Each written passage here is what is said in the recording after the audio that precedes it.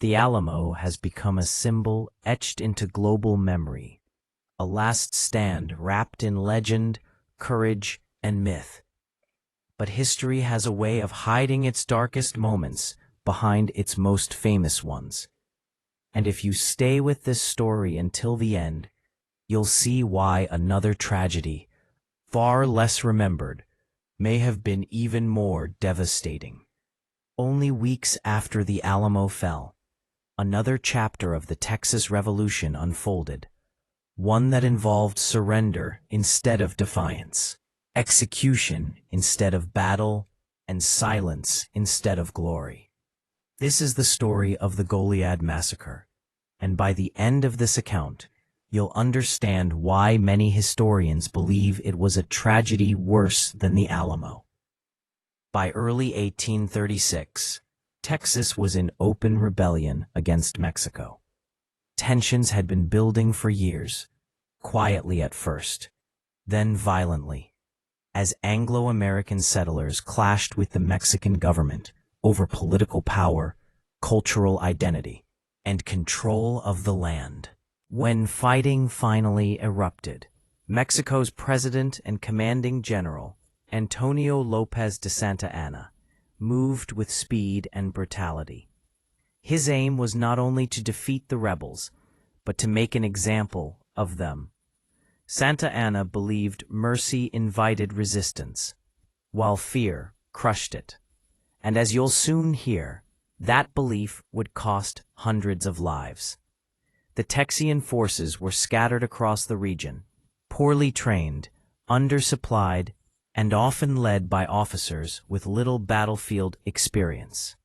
One such force was stationed near the small settlement of Goliad, at an old Spanish mission-turned fortress known as Presidio La Bahia. Commanding this post was Colonel James Fannin, a man whose confidence often exceeded his judgment. Fannin led around 400 men, volunteers, idealists, and settlers who believed the revolution would be short and victorious. Few of them imagined how this story would end. As Santa Anna advanced into Texas, General Sam Houston issued a clear order: abandon Goliad and retreat east. The danger was obvious and the warning urgent. But Fannin hesitated. He delayed for wagons. He waited on supplies that never arrived. He debated logistics, while Mexican forces closed in from multiple directions. Every hour of hesitation made escape less possible, and this single delay would prove fatal. When Fannin finally ordered the retreat, it was already too late. On March 19, 1836, his column was overtaken on the open prairie near Coleto Creek by Mexican forces under General José de Urrea. The battle that followed was brutal and chaotic. There was no cover, little water, and mounting casualties on both sides. As night fell, Fannin's men were surrounded. Ammunition was running low. The wounded cried out in the darkness.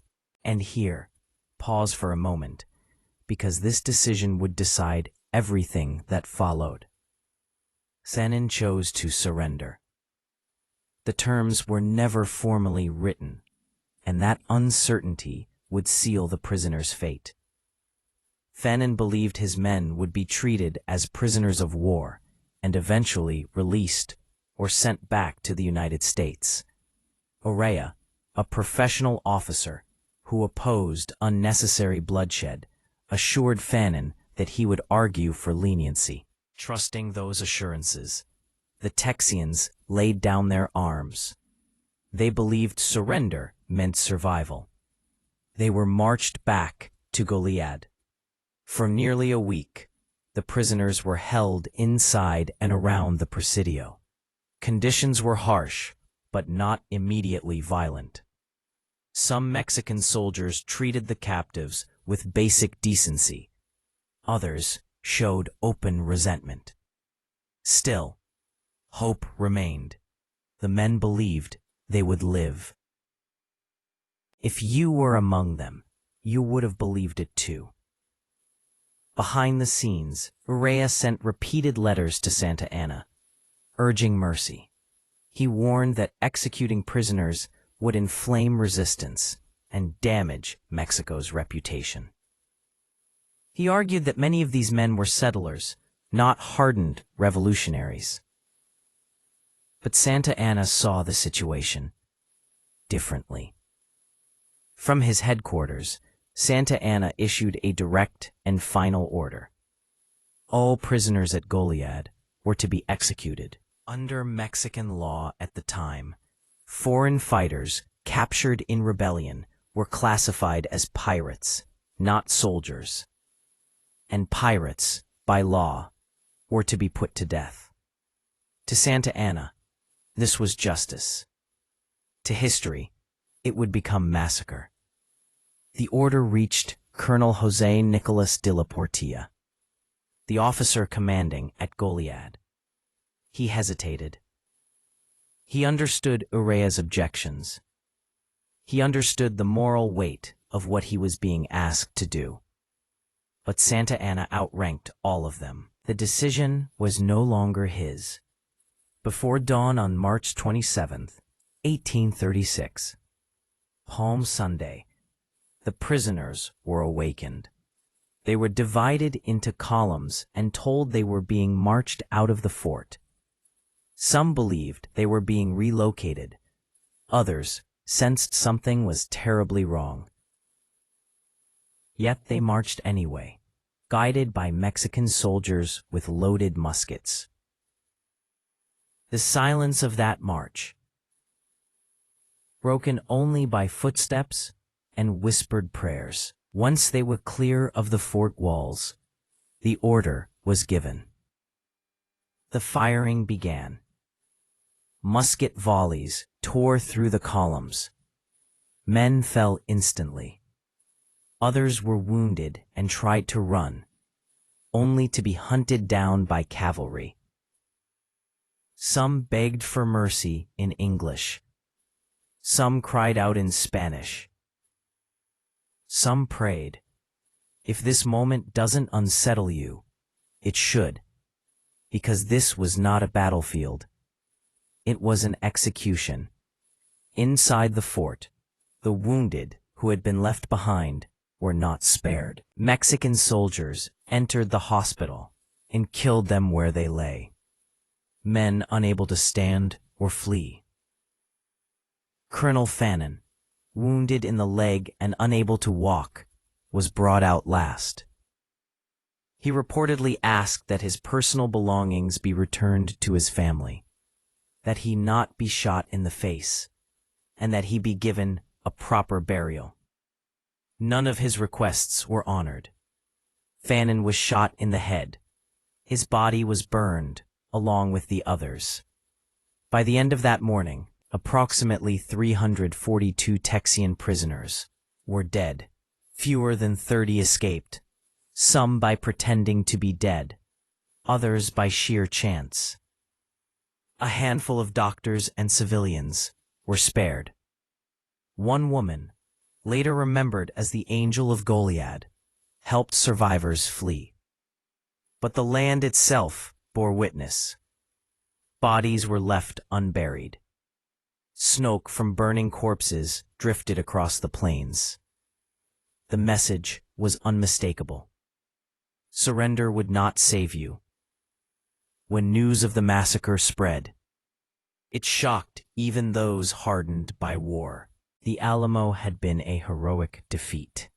Goliad was something else entirely. It was betrayal. Men who might have surrendered in future battles now swore they never would.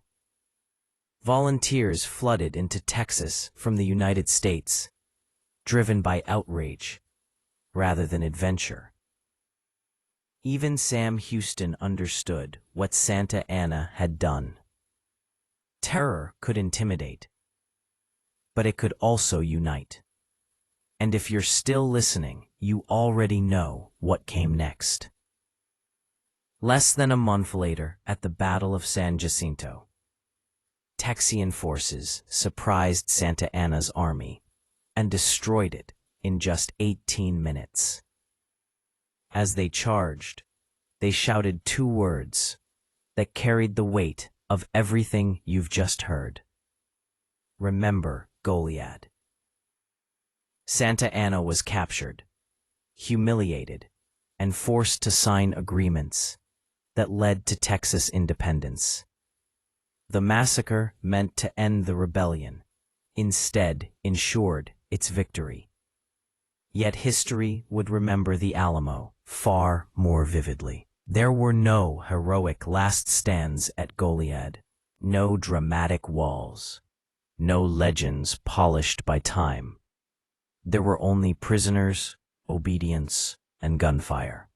And that is perhaps why it remains less celebrated and more disturbing. Goliad reminds us that war's darkest moments often happen after the fighting stops.